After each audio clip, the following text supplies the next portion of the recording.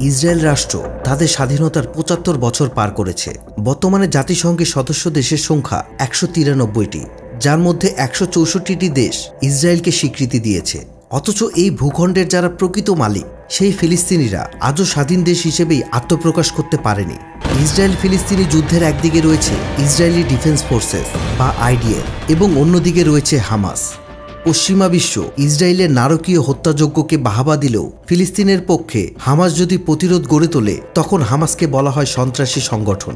Hamas যদি সন্ত্রাসী সংগঠন হয়ে থাকে, তাহলে ফিলিস্তিনের পক্ষে লড়াই করার মতো তাদের একটি বৈধ সামরিক শক্তি তো থাকার কথা, কিন্তু তাদের সামরিক শক্তির কথা কোথাও জানা যায় না। তাহলে কি ফিলিস্তিনের কোনো সামরিক বাহিনী নেই? সত্যিই তাই। প্যালেস্টাইন লিবারেশন অর্গানাইজেশন বা পিএলওর চেয়ারম্যান ইয়াসির আরাফাত ইসরায়েলের সাথে এমন একটি চুক্তি করেছিল যে সেই চুক্তি অনুযায়ী ফিলিস্তিন নিজস্ব কোনো সামরিক বাহিনী রাখতে পারবে না। শুধু তাই নয়, এই চুক্তির শর্ত অনুযায়ী যদি কখনো ফিলিস্তিনি সশস্ত্র বাহিনী গড়ে ওঠে, তবে ফিলিস্তিন সরকার নিজেই সেই সমগ্র বাহিনীর সদস্যকে ইসরায়েলের হাতে তুলে দিতে বাধ্য। GK555-এর আজকের ভিডিওতে আমরা জানব ফিলিস্তিনে কোনো সামরিক বাহিনী নেই কেন। তাই পুরো ভিডিওতে আমাদের সাথে থাকুন। ইসরায়েল ফিলিস্তিনিকে এমনভাবে দখল করেছে যে বর্তমানে একপাশে গাজা উপত্যকা এবং অন্য পাশে পশ্চিম তীর, আর মাঝখানে ইসরায়েলের অবস্থান। অতীতে প্যালেস্টাইন লিবারেশন অর্গানাইজেশন বা পিএলওর অধীনে প্যালেস্টাইন লিবারেশন আর্মি বা PLA নামের ফিলিস্তিনের একটি সামরিক বাহিনী ছিল, কিন্তু বর্তমানে ফিলিস্তিনে কোনো সেনাবাহিনী, বিমান বাহিনী বা নৌবাহিনী নেই। আসলে ফিলিস্তিন কেন সকল ধরনের সামরিক বাহিনী গঠনের অধিকার থেকে বঞ্চিত, সেটা বুঝতে হলে ১৯৯৩ সালের অস্ত্র চুক্তি সম্পর্কে জানতে হবে।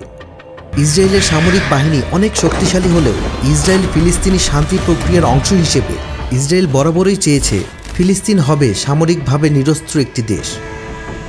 এই অস্ত্র চুক্তিতে বলা হয় প্যালেস্টাইন ন্যাশনাল অথরিটি বা PNA তার অঞ্চলগুলো নিরাপত্তা বজায় রাখার জন্য গঠন করতে পারবে আধা সামরিক পুলিশ বাহিনী, কিন্তু কিছুতেই পুরোপুরি সামরিক বাহিনী গড়ে তোলা যাবে না। ইসরায়েলের সাথে PNAর চুক্তি অনুযায়ী ফিলিস্তিনের এই আধা সামরিক বাহিনীকেও ইচ্ছে মতো বড় করা যাবে না। সেই সাথে এই আধা সামরিক বাহিনীর কাছে কেমন অস্ত্র থাকবে, এর গঠনতন্ত্র কেমন হবে, এসবই নিয়ন্ত্রণ করবে ইসরায়েল। শুধু এটাই নয়, কারা কারা ফিলিস্তিনের নিরাপত্তা বাহিনীর সদস্য হতে পারবে এবং কারা কারা এই বাহিনীতে থাকার যোগ্য নয়, সেসব বিষয়ের নিয়ন্ত্রণের অধিকারও দেওয়া হয়েছে ইসরায়েলকে। ফিলিস্তিনের জাতীয় নিরাপত্তা বাহিনী হিসেবে পরিচিত প্যালেস্টাইন ন্যাশনাল সিকিউরিটি ফোর্স বা NSF, রাষ্ট্রপতির নিরাপত্তার দায়িত্বে থাকা প্রেসিডেন্সিয়াল গার্ড বাদে ফিলিস্তিনের বাকি সকল নিরাপত্তা বাহিনীর সদস্যরা এই NSF-এর অন্তর্ভুক্ত। ২০০৩ সালে প্যালেস্টাইন ন্যাশনাল সিকিউরিটি ফোর্সকে পরিবর্তন করে গঠন করা হয় প্যালেস্টাইন সিকিউরিটি সার্ভিসেস। ফিলিস্তিনের জাতীয় নিরাপত্তা বাহিনী হিসেবে গাজার সমুদ্র উপকূল রক্ষার জন্য সামান্য নৌশক্তি, PNA শাসিত অঞ্চলগুলোর জন্য ট্রাফিক পুলিশ, দাঙ্গা পুলিশ সহ আরও বেশ কিছু ছোট ছোট বাহিনী রয়েছে। ফিলিস্তিনের জাতীয় নিরাপত্তা বাহিনীতে প্রায় ৪২,০০০ সদস্য রয়েছে। অস্ত্র চুক্তিতে ফিলিস্তিন যে পরিমাণ আধা সামরিক বাহিনী রাখার অনুমতি পেয়েছিল, সে পরিমাণ সদস্য NSF অনেক আগেই অতিক্রম করেছে। তাই NSF বাহিনীর প্রধান কাজ হল ফিলিস্তিনের সাধারণ নিয়মকানুন প্রয়োগে সরকারকে সহায়তা করা।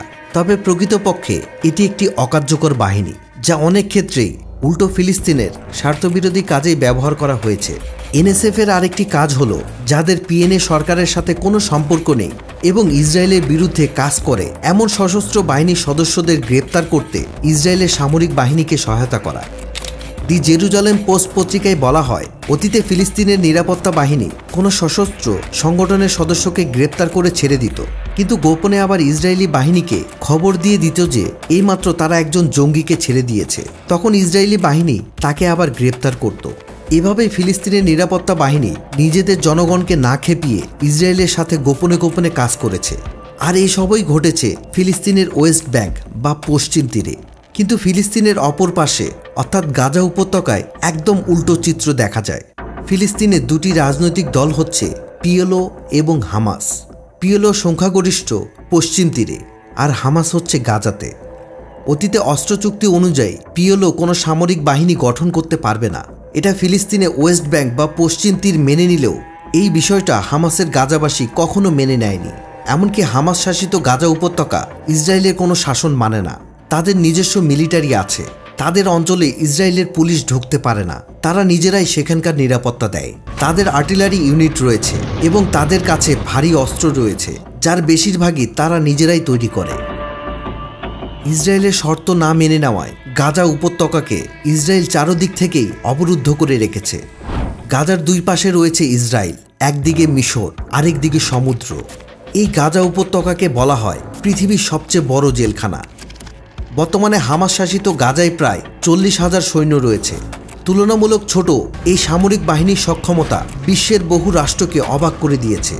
হামাস গাজা শহরের মাটির নিচ দিয়ে বিস্তৃত একটি সুড়ঙ্গ নেটওয়ার্ক গড়ে তুলেছে। ধারণা করা হয় এই সুড়ঙ্গ প্রায় 500 কিলোমিটারেরও বেশি বিস্তৃত। এই সুড়ঙ্গ হামাসের সামরিক ঘাঁটি এবং বাংকার হিসেবে কাজ করে। হামাসের এই ক্ষুদ্র সামরিক বাহিনীর নিজস্ব প্রশিক্ষণ কেন্দ্রও রয়েছে। এখানে সামরিক প্রশিক্ষণের পাশাপাশি নৌ কমান্ডো এবং সাইবার নিরাপত্তার উপর প্রশিক্ষণ দেওয়া হয়। হামাস শাসিত গাজার শিক্ষার হার 99%। ইসরায়েলি হামলায় ঘরবাড়ি ভেঙে গেলে সবার আগে তারা স্কুলগুলোকে ঠিক করে। তাদের একটি আন্তর্জাতিক মানের ইউনিভার্সিটি রয়েছে। হামাসের সাথে ইসরায়েলের ফুল স্কেলে 2 বার যুদ্ধ হয়। 2014 সালে ইসরায়েলি সেনাদের ব্যাপক প্রাণহানি ঘটলে ইসরায়েল পিছু হটে। এ যুদ্ধে প্রায় 100 ইসরায়েলি সেনা নিহত হয়। অপরদিকে 2000 ফিলিস্তিনি শহীদ হয়। কিন্তু ইসরায়েলের জন্য এটাও ছিল বিশাল ধাক্কা। গাজা উপত্যকায় খাবার এবং নিত্য প্রয়োজনীয় ঔষধ সবকিছুই চোরাই পথে আনতে হয়। ইরান চোরাই পথে অস্ত্র আর কাতার অর্থ দেয়। সৌদি আরব সহ অন্যান্য আরব দেশগুলো তাদের দানের একটা বিশাল অংশ ফিলিস্তিনে পাঠায়, তবে সেটি গাজায় নয়, ওয়েস্ট ব্যাংক বা পশ্চিম তীরে যায়। ইসরায়েল হামাসকে বারবার বলেছে, তোমরা যদি আমাদের সত্য মেনে নাও, সেনাবাহিনী যদি বিলুপ্ত করো, অস্ত্র সমর্পণ করো, নিরস্ত্র হও, তাহলে আমরা অবরোধ তুলে নেব। তোমরা যেখানে চাও সেখানে যেতে পারবে, আমাদের এখানে চাকরি করতে পারবে, প্রয়োজনীয় সব জিনিস কিনতে পারবে। কিন্তু পশ্চিম তীরের ফিলিস্তিনি এসব সত্য মেনে নিলেও হামাস সেটা মেনে নেয়নি, যার কারণে তারা অবরুদ্ধ। এই কারণে পশ্চিম তীরের ফিলিস্তিনিরা ইসরায়েলের দিকে ঢিল আর পাথর ছুড়লেও গাজা উপত্যকার ফিলিস্তিনিরা অস্ত্র দিয়ে যুদ্ধ করে, ইসরায়েলের দিকে মিসাইল ছোড়ে। যদিও ইসরায়েলি অত্যাধুনিক ডিফেন্স সিস্টেম আয়রন ডোম ফিলিস্তিনের এই মিসাইলগুলোকে আকাশে থাকতেই ধ্বংস করে ফেলে, তবে এবার ইসরায়েলের আয়রন ডোম হামাসের সব মিসাইলগুলোকে আটকাতে সক্ষম হয়নি। অনেকগুলো মিসাইল ইসরায়েলের বিভিন্ন শহরের রাস্তায় এবং ভবনে আঘাত এনেছে। এতে ইসরায়েল সহ তার মিত্র দেশগুলো পুরো অবাক হয়ে গেছে। ইসরায়েলের আয়রন ডোম কতটা আঘাত ঠেকাতে সক্ষম সেটা নিয়ে এখন প্রশ্ন উঠেছে, কারণ হামাসের মিসাইলগুলো কোনো অত্যাধুনিক মিসাইল নয়। এগুলো তারা পাইপ বা অন্যান্য পরিত্যক্ত জিনিস দিয়ে তৈরি করে। কিন্তু যুক্তরাষ্ট্র, কানাডা ও জাপান সহ বিশ্বের অনেক দেশ হামাসকে সন্ত্রাসী একটি দল বলে মনে করে। যুক্তরাষ্ট্র ইসরায়েলকে শত শত বিলিয়ন ডলারের সামরিক সহায়তা দিয়ে ফিলিস্তিনে গণহত্যা চালাতে সহায়তা করলে তাতে কোনো অপরাধ নেই। কিন্তু ইরান ফিলিস্তিনের স্বাধীনতা সংগ্রামে মাত্র কয়েক মিলিয়ন ডলার সহায়তা করলেই তা অনেক বড় অন্যায় হয়ে যায়। দীর্ঘ 75 বছরেরও বেশি সময় ধরে ইসরায়েল বিমান হামলা করে ফিলিস্তিনিদের বিরুদ্ধে জাতিগত নিধন চালিয়ে যাচ্ছে। এর প্রতিবাদের বদলে ভণ্ড বিশ্বনেতারা বলে, Israel has the right to defend itself, অর্থাৎ ইসরায়েলের আত্মরক্ষা করার অধিকার আছে। কিন্তু এটা কোন ধরনের আত্মরক্ষা? ইসরায়েলের আত্মরক্ষা করার অধিকার আছে, আসলে এই কথাটার প্রকৃত অর্থ হিসেবে তারা মনে করে ইসরায়েল যেভাবে খুশি সেভাবে ফিলিস্তিনি জনগণকে হত্যা করার অধিকার আছে। ইসরায়েলের আন্তর্জাতিক আইন অমান্য করার অধিকার আছে। গাজাকে আন্তর্জাতিক আইনের কবরস্থান বানানোর অধিকার আছে।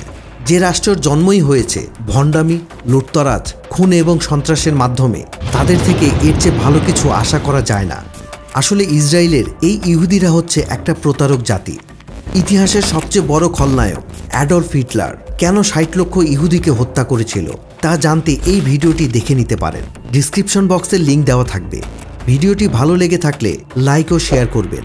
আমাদের জিকে 555 চ্যানেলে আপনি নতুন হয়ে থাকলে অবশ্যই সাবস্ক্রাইব করে পাশে থাকা বেল আইকনটি অল করে দিন। আবারও দেখা হবে নতুন কোনো ভিডিওর সাথে। ধন্যবাদ।